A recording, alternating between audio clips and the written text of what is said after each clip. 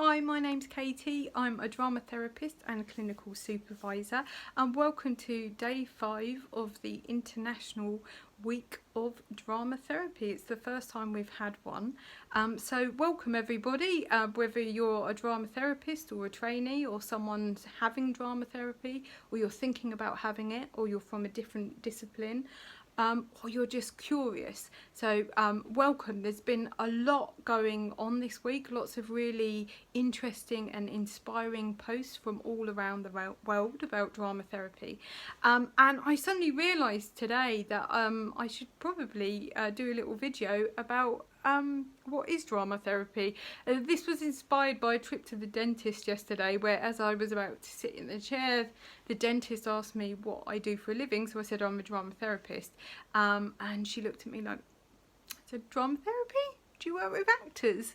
So I explained to her what drama therapy was, and actually it was a really golden moment, because it actually reminded me that not everybody knows what drama therapy is.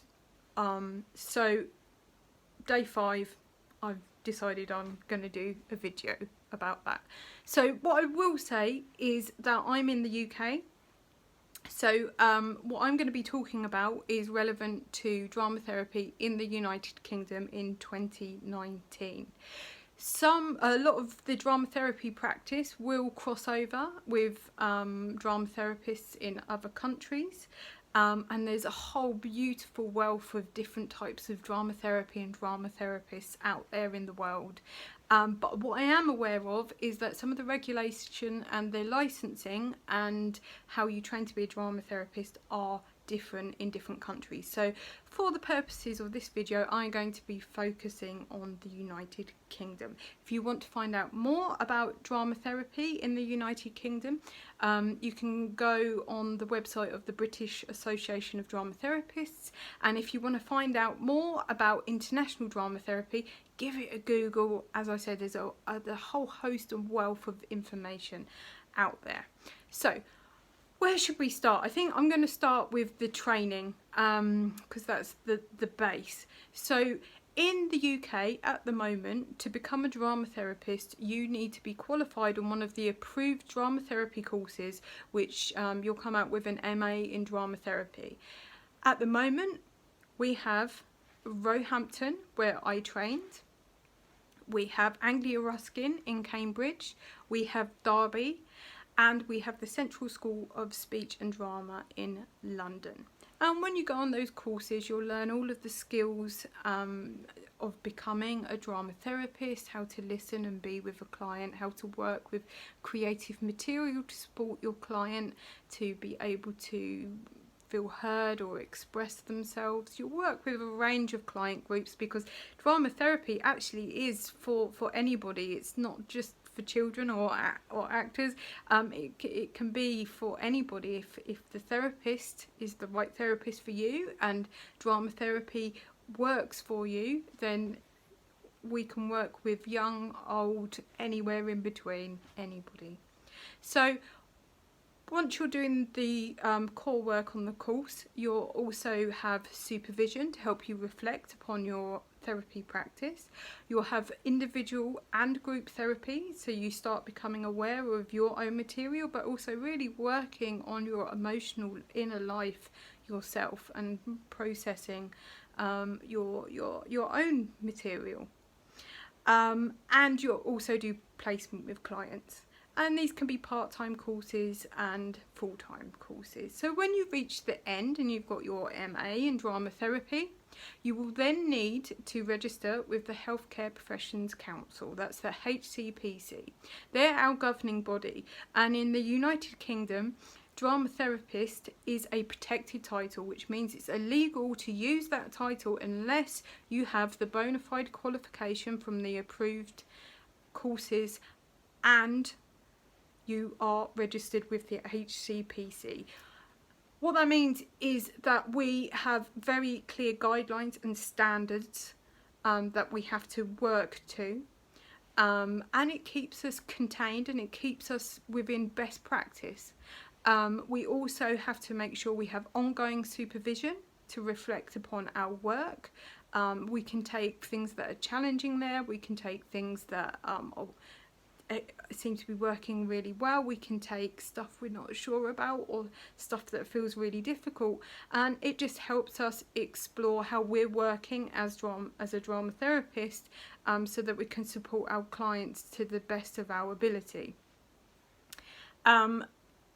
Alongside that, you'll need to do CPD, continued personal development, which all drama therapists have to do. We have to do X amount a year, which I can't remember off the top of my head, but you know, it's what we need to be doing is making sure that we are aware of the most up-to-date materials that are out there, the most up-to-date information, and just making sure that we keep our skills to the best of our ability. So being under the HCPC means that we have to make sure that we're doing that, and we might be audited every 3 years to make sure the quality of the CPD that we're doing is to the correct standard and that we're doing enough, and we might be advised to do a little bit more in this area or that area.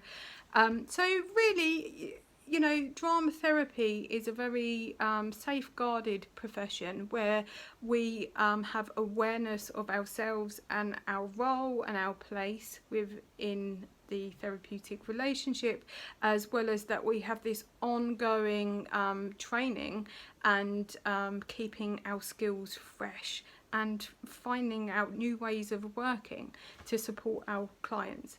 And you can also continue to have therapy. I mean, that is quite advisable. Some drama therapists continue to have therapy throughout the whole of their career. Some drama therapists dip in and out of therapy. For me, having my own personal therapy is really important. It helps me because we're humans too. Life happens, and sometimes we need to have our own emotional worlds met with and supported and held, and also for me it helps me go, right, this is my material here, this is my stuff, and this is where my stuff stops, and this is where my client's stuff starts, so that there's no merging within the therapy sessions when I'm working with clients. And if there is, I'm aware of it and I can take it to supervision or I can take it to therapy. You'll also need to have ongoing supervision. I can't remember whether I've said that or not, but when you're qualified, it's really important to have that ongoing. So that's kind of the process of becoming a drama therapist in a nutshell, and then what sort of happens afterwards and how you register. So I'm going to read you 2 definitions now of what drama therapy is.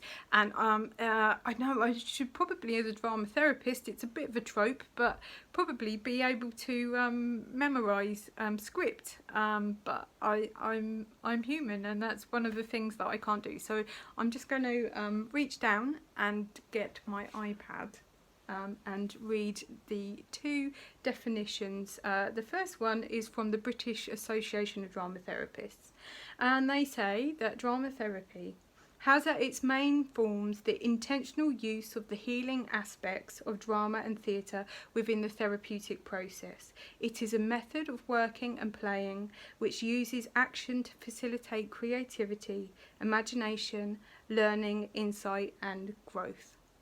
The other definition is from the HCPC, and they say drama therapy is a unique form of psychotherapy in which creativity, play, movement, voice, storytelling, dramatisation and the performance arts have a central position within the therapeutic relationship. So, drama therapy is a form of psychotherapy, and what that means is that we work with unconscious material. Drama therapy has at the core of it creativity, but it might be that when I first meet with a client, we just sit there and we meet with one another, and I hold the space and create a safe, non-judgmental space where the client can be heard. And it might be that the client wants to sit there and talk, but they might also need another way to express what's going on for them, or it might not make sense what's going on for them. And this is where creativity and metaphor come in. So we work very much with any creative medium that the client is drawn to support the client to take their internal worlds and project them externally, held within the safe frame of a metaphor or a creative activity. And it may be that they're not quite aware of why they're doing what they're creating. It might make sense straight away, but it might not. And what it does is it really allows things that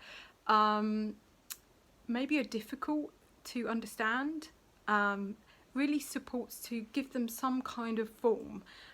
So for example, you might not be able to express anger from something that's happened in the past. So maybe drawing in a sand tray with your finger and going like this and not knowing why you're doing it, and then stepping back and then having this drama therapist there to support you to be with that material and reflect upon it, might make you realise, gosh, that's what I feel like. That's what I feel like when I feel angry, and I don't know how to express it, and it's like just going round inside of me. And then as a drama therapist, I might then when the client's ready say, oh, so you're recognising that that's the anger going round inside of you. Okay, should we bring that into the room? Should we have a conversation with it? Do you want to ask it anything? Does it make any sound? Does it need to be bigger, smaller? And then eventually relate it back to the body. Where is it in the body?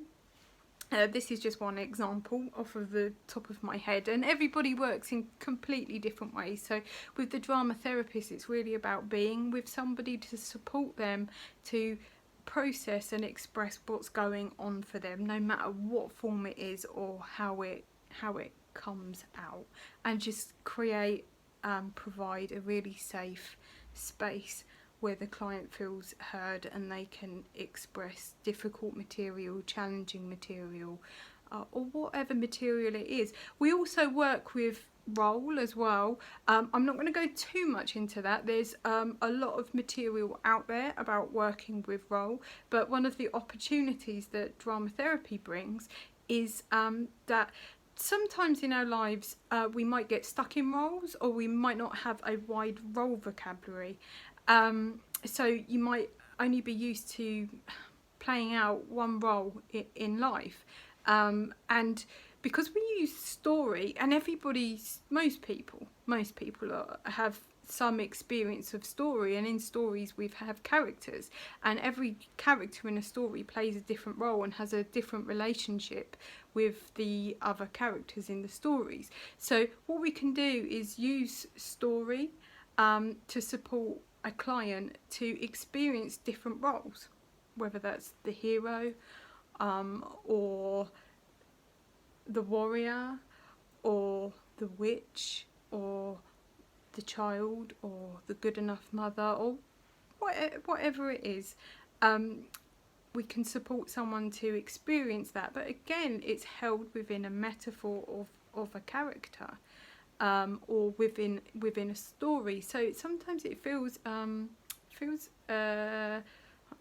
be a bit careful with my words here, but it can feel a little bit safer, because there's a bit of a buffer. There's a bit of a buffer between you and that material, because the creativity's there holding it, which can really support people. And I know it supports me when I'm in therapy, to if I'm not ready to directly look at material and I don't understand it and I don't know what's going on and it feels overwhelming, expressing it creatively or looking at characters and stories can really support me to express what's going on. And then there's time when I'm ready to reflect upon the experience and what's going on and process that material. So that's kind of my blurby version of drama therapy. As I say, there's lots of information out there. There's a whole wealth of drama therapists out there. You've got Dr. Sue Jennings, you've got Steve Mitchell, you've got Dr. Ditty Doctor, you've got, oh gosh, there's just so many, but if you're interested, it's worth looking them up, and there's so many people that I've forgotten because I've done this video a million times, but there's so many inspirational people out there, and there's new stuff coming out all the time. And the good thing about drama therapy is each drama therapist, whilst we have our guidelines and our training that contains us, we're also very much individuals, and we bring our own skills and creativity to a drama therapy session. So I introduce bits of mindfulness and relaxation and clowning into my drama therapy work if it feels that feels appropriate, and that can be transferred over into a therapy session to really support somebody to work with their material. But we're all unique, like our clients, and really drama therapy, like other therapies, is about providing a really safe, secure space, having a relationship that builds up a relationship of trust, and supporting that person to go into the material within the session and then ladder them out of their material so that you can go back into the everyday world. So that's a very small version of what drama therapy is, and stay curious. I'm curious now. I'm going to go off and relook at all my drama therapy books. I put up a post yesterday with pictures of some that I had rooted out and some that I'm currently reading, so I feel very excited by drama therapy at the moment.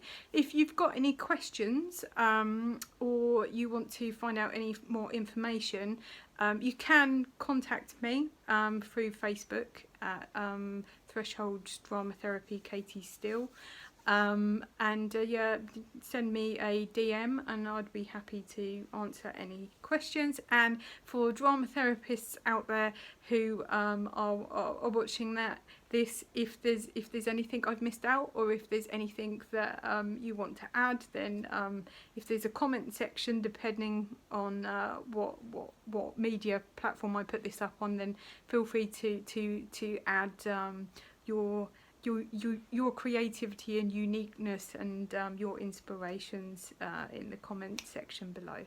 So thank you very much, and I will sign off. So happy International Dramatherapy Week 2019.